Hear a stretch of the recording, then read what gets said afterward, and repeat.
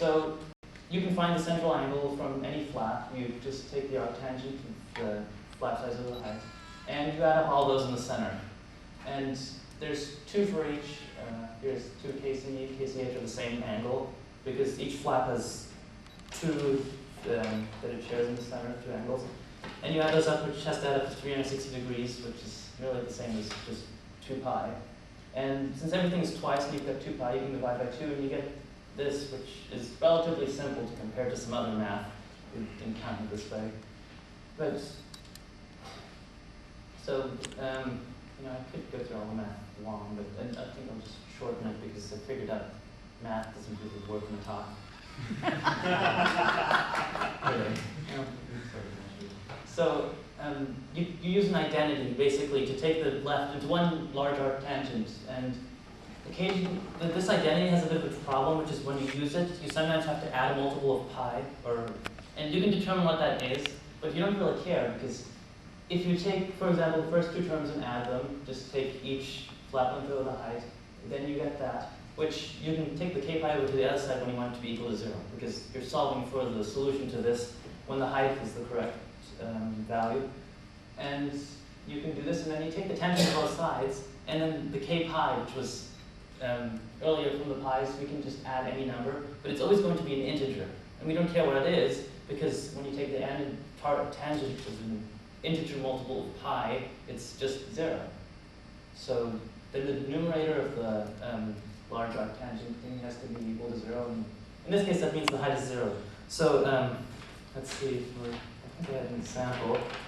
Yeah, all that really tells us is that the height of a diagon is 0 because we can't fit anything inside.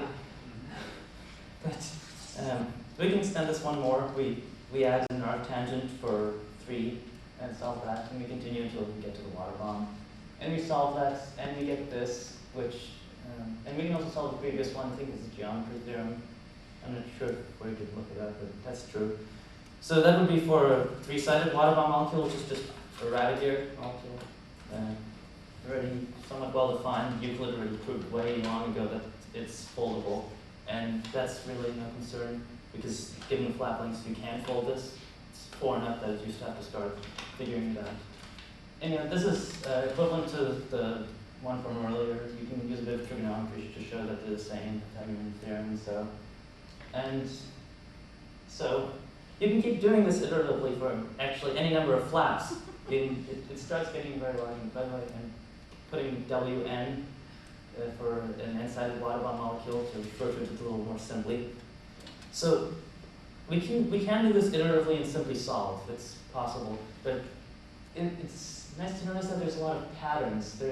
For example, there's always the number of terms in the fraction is always a power of 2. There's the powers of h go down by mod 2. It's 3 and 1 or 5, 3, 1. Then the powers of h have alternating plus and minus, and all sorts of little things. And even better, and there's when you group the variables that are each of the h's, you get these nice symmetric polynomials as the coefficients. Because the variables, no matter which ones you choose to put where, will give you the same thing. You could switch C and D in this, and it would still give you the same answer. So those coefficients are actually elementary symmetric polynomials. It's all the ways of multiplying a certain number of variables out of a total. And that's going to be the same way because you always pick a certain 2, which is really nice because now you know that no matter how the flaps are arranged, it's still the same height. You can just group them differently. So those are some examples of symmetric polynomial. And notice that's actually really close to a binomial, which is all the ways of picking 2 objects. The symmetric polynomial, you're just showing how those were picked and multiplying all the pickings of the variables. It's sort of from their definition and expansion, which gets kind of interesting later. So we can rewrite this in terms of symmetric polynomials, and in fact, we can rewrite all of these in terms of a symmetric polynomial.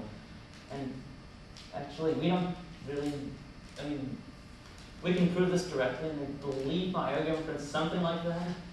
But you can prove it, and that's true.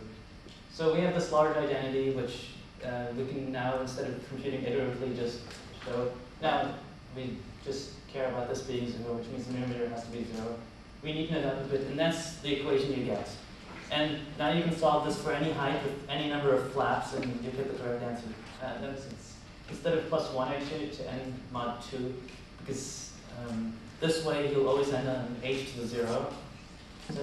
So if you try this for W4, normally you'll get an h cubed and an h, which means you divide by h and then solve.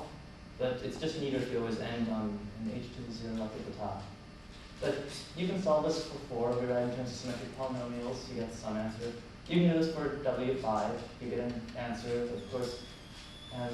This time it's actually very interesting that because the powers go down by 2, you can think of the polynomials in terms of h squared. So you have instead of a quartic, you have a quadratic in terms of h squared. So you get solve for h squared and take the square root, and you get that. And you can keep doing this until you get all the way to W10. And quartics are explicitly solvable, just algebraically. And in fact, quartics are actually constructible by origami. So if we're given up to any 10 flap legs, we're going to be able to follow a molecule that has those certain flap lengths that we want. I have here an example of up to 5. I actually computed this using that sometime on Friday, getting ready for the talk. So, also, one thing I want to mention quickly is that there's plus or minuses here. It's because the polynomials actually have multiple solutions. This is where the k pi comes back, but we don't really have to care, because those are what happens when k pi still applies. You have a certain number, I think Lang already gets it. When the central angle loops around and you have 720 degrees in the center, so it's like gluing 2 pieces of paper and then joining the edges at one point, and keeping on doing that, which you could fold it from that, but it would be a little different. Anyway, so since all this stuff is constructible, we can write this up nicely. Given up to 10 lengths, like those, and any fewer, preferably more than 3, you can, if you give them the lengths on a piece of paper, you can do some folding, and you're guaranteed to be able to fold the molecule so that when it folds up, you have the correct flap sizes, such as if you have these, you can fold that. I'm not going to show you how to do it. And even better, the flap sizes actually don't have to be constructible themselves. As long as you've got a piece of paper and the flap sizes are there in a corner or anywhere arranged, you could fold this. Those are all real numbers, so it's actually constructible, which I find kind of interesting. And then I'll just go over this real quickly. I think that if you compare, if you think of a regular polynomial in terms of its roots, you can rewrite it, but the same way the coefficients are defined as how how a symmetric polynomial is defined, which means if you rewrite a generic polynomial, you can rewrite in terms of the coefficients, which looks like that, sort of. It looks complicated, but it just really means what's on the bottom. So if you take every other term, just cross them out, it actually looks very similar to the waterbomb polynomial. Okay, who likes the difference first? Go on. Anyone? Okay, it's there. Yeah, it's because the terms here are always negative, which when you set equals 0 is the same as always positive, while they alternate in the waterbomb polynomial.